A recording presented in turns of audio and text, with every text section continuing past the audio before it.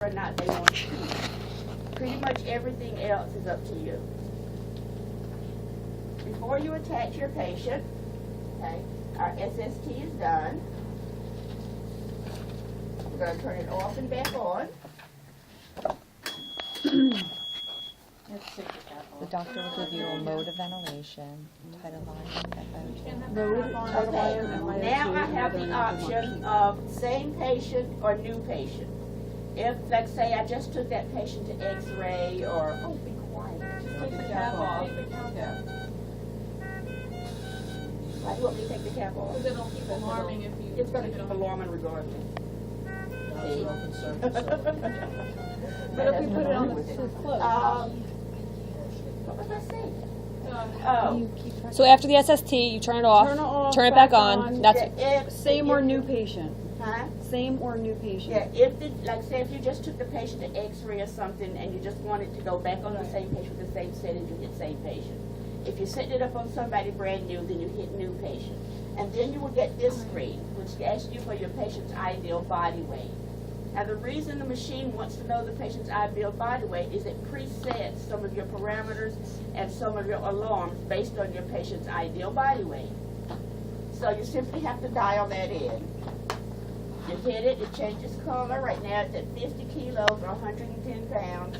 So by turning this knob, you can change it to whatever weight your patient is. Once you've determined that my patient's 187 pounds, that's good. Hit continue. Now you can choose whether you're doing invasive or non-invasive. By hitting this button, it's on invasive. I can change it to non-invasive. Your modes of ventilation, which is assist control, SIMV, spontaneous, or bi-level.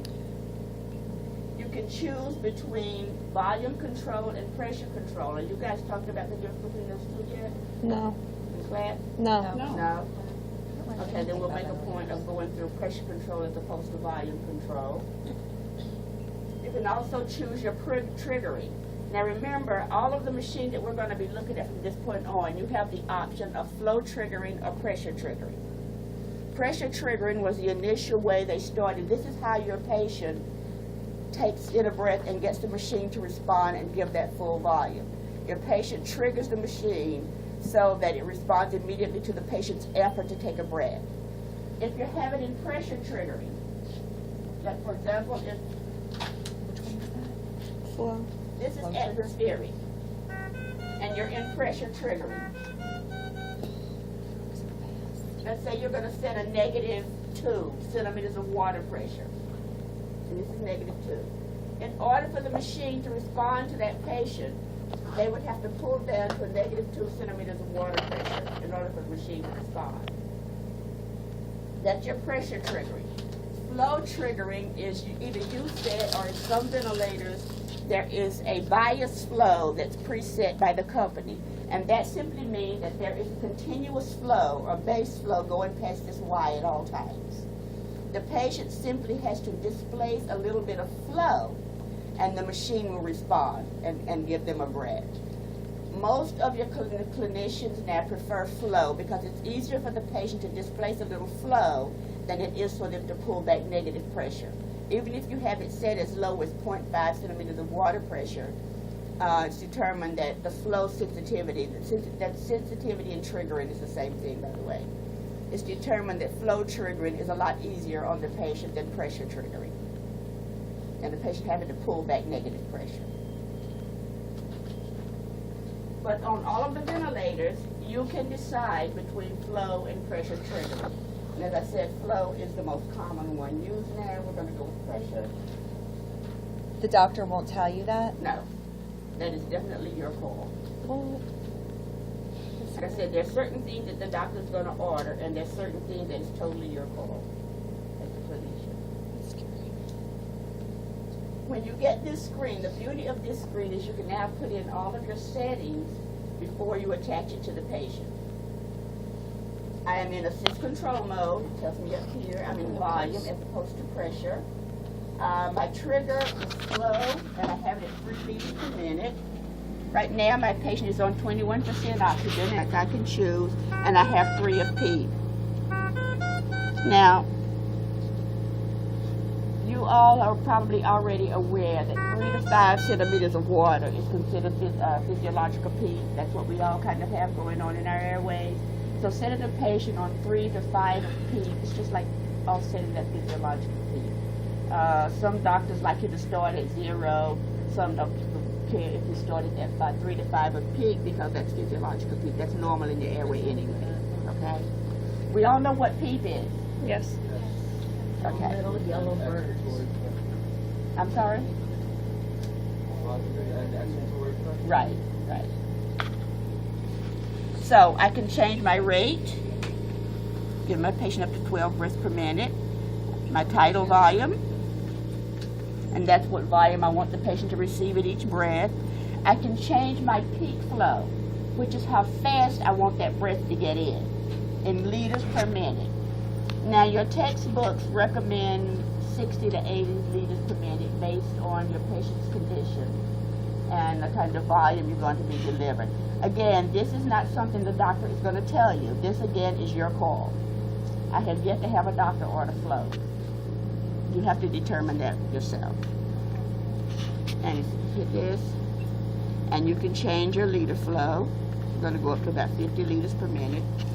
The beauty of this machine and what I really like about it is if you look at this little bar down here, as I'm changing my rate and or my liter flow, it's actually calculating my IE ratio and telling me on this little bar here how long inspiratory time is, how long expiratory time is, and what my IE ratio is.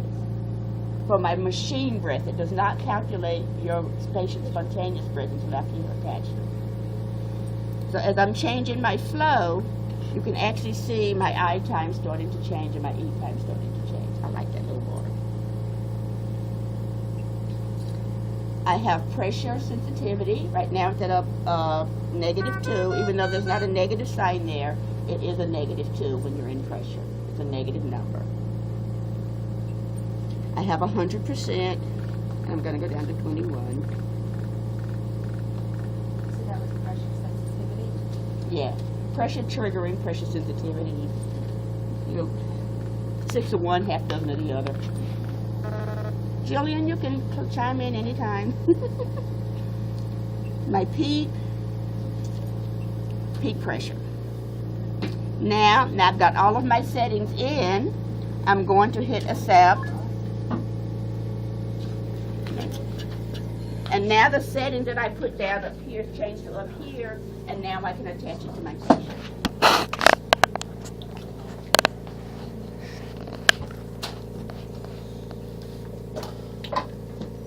And what mode is this one in? Sys control. Some of your machines call it sys control, some of them call it volume control. It's just a matter of semantics. This means we're doing all the work for them, right? Mm-hmm. Yeah. Okay, tell me about assist control. Talk We're to me. doing all the work, we're telling them what they can do. It does almost all the work and your respiratory muscles rest. The patients. Right, But so, it still so if I allows have a that. rate set at 12, it's guaranteed we're going to give them a rate of 12. Yes. But what if the patient takes a spontaneous breath?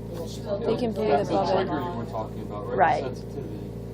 And it'll respond to it. And give them how much volume? It'll still give them a set volume. that you- It will give them the Push them volume. to the level that the machine is set to. Right, whatever volume you have set on the machine breath and on the spontaneous breath, it's going to give them that full volume. Okay. It's called assist because it's simply assisting the patient.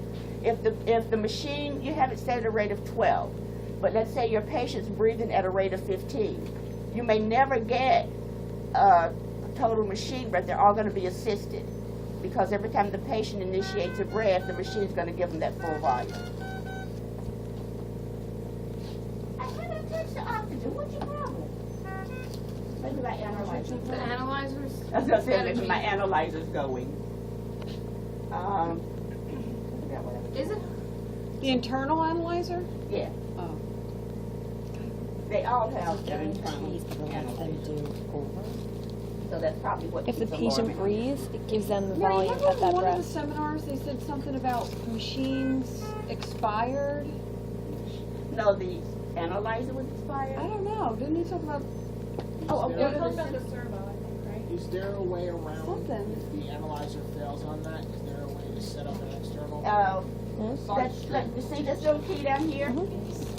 If I hit this key, I get these three options. If I hit more settings over here, I have O2 sensor enabled and disabled. I can actually turn it off. So just having an analyzer problem won't put the thing out of service necessarily. No. But if it so goes, you always want to have that analyzer in there. Why would you want to put a machine on a patient that you can't analyze via VIO2? That's a lawsuit waiting to happen. I knew it. Yeah, They don't that's a look, they don't lawsuit look. waiting to They're happen. better off bagging and getting a new machine. Yeah, have somebody bring up another machine. It's not working. I don't care. I can tell by the color. Huh? It's the fans, it's nice to be able to do that. You can disable, we disable it in the hospital, but we always make sure we have a blood gas that if they're on 100%, you're making sure that their PO2s are fine. You disable it? What? We're running too many vents. Oh. We don't have any extras laying around. Oh, So if the proverbial shit hits but like the I fan, said, that's a lawsuit waiting to happen.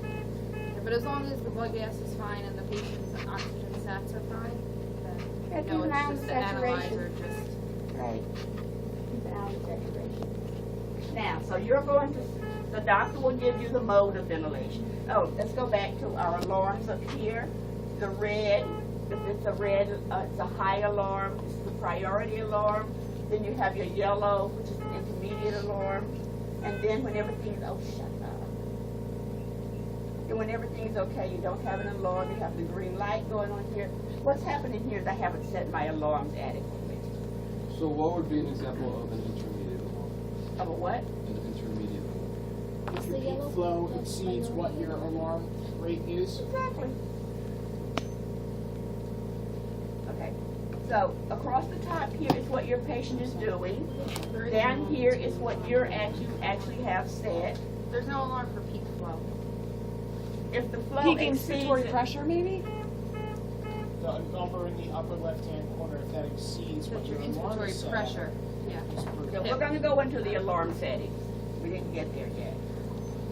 I forgot what I was doing. Is this the part? Okay, across the top, here's what your patient is doing. Down here is what you have set, your alarm settings. Going across the screen here, as I said, it's pretty much self-explanatory.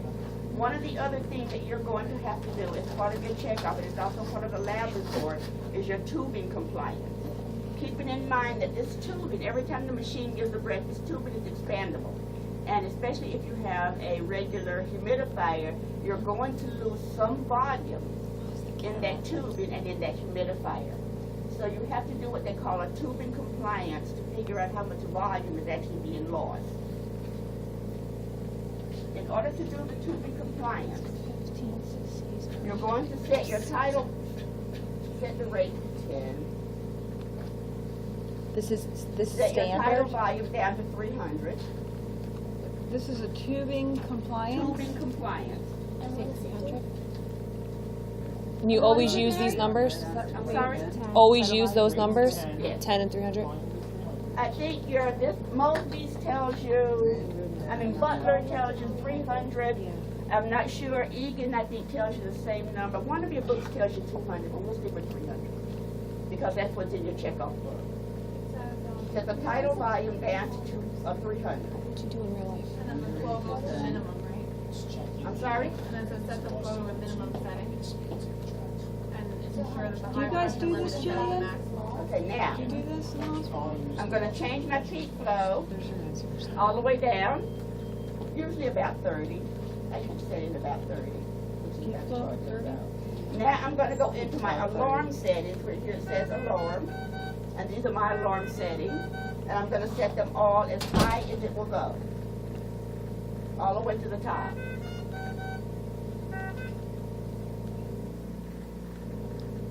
All of them? Because I don't want the alarms, to impede my, what's going to happen here. So we're doing If that's this just the high here pressure or limit. I'm going to set them all up. Okay. how much volume is being So lost? should we This write is that just in for our your lab tubing report? compliance. Now. He wants to know how much volume is being lost. Any Yeah, event. it should Right be. in our lab Heater report. is attached. I'm going to occlude the Y, Because it expands, the heat expands. Well, the And heat when will you get expand, a expanding, but the tube will breath, always I have can give a compliance manual no breath, matter or have the what. machine give a breath, and see what my peak inspiratory pressure is. My peak inspiratory pressure right now is 95 centimeters of water pressure. So we're including that. I'm occluding the Y. I have my tidal volume at 300. Oh, come on. breath. Include the tubing, give a manual breath.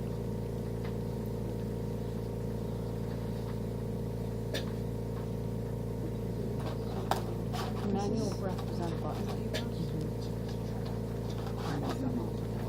Tubing, manual breath.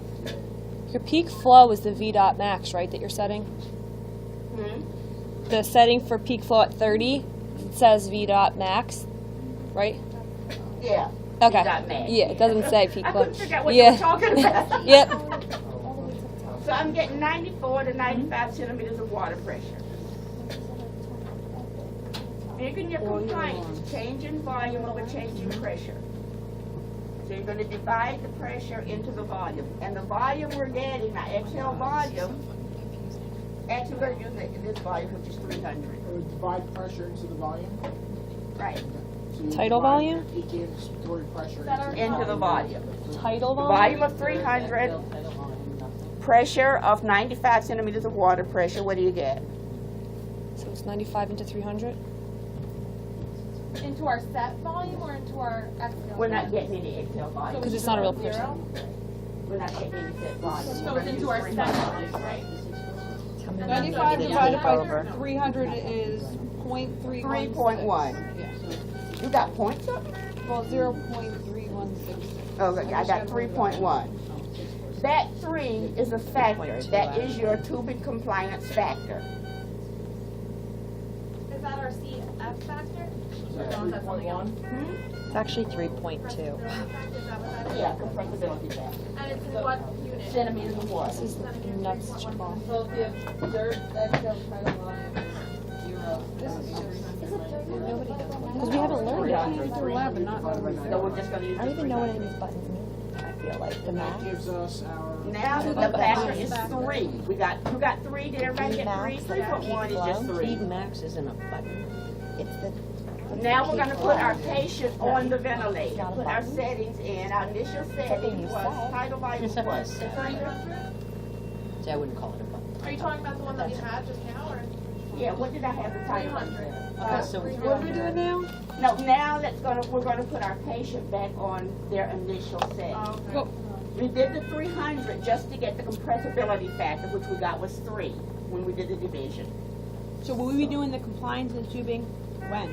After the Every time you, But After she, the SST? after the SST, well, the SST actually does it for you, but in order to get through your lab report and the checkups, you need to know how to do this mathematically. you would do this before you do your mode, your volume, your Right. trigger.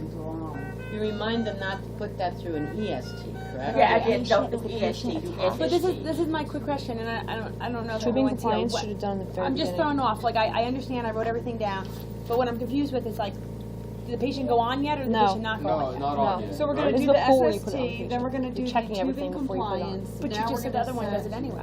The SST does the compliance. Yeah, but we, SST would do that for you. but she wants us to manually But I find it. need you to know how to do it. Okay, so we're gonna be doing it and then putting the patient on. Only reason I'm asking that is because I already wrote down that I was hooking my patient up earlier. That's why I wanna make No, sure. I don't think the patient That's ever went a- on yet. Patient never Right. went on. Elongated She was just having you one. put in your initial settings, but before you put it in That's any of these biomed settings, do is- tubing does No, compliance. because she wrote here, hit accept to touch the patient. Compliance is part of the SST. After the SST, you can put your patient on. You're learning But how for to do it sake so of you getting know through because all you'll of be this, testing you have to know how to mathematically do the tubing Before the compression factor. ventilators were able to do that for us, we had to calculate that. Gotcha. Oh, this is gonna be a crazy finance.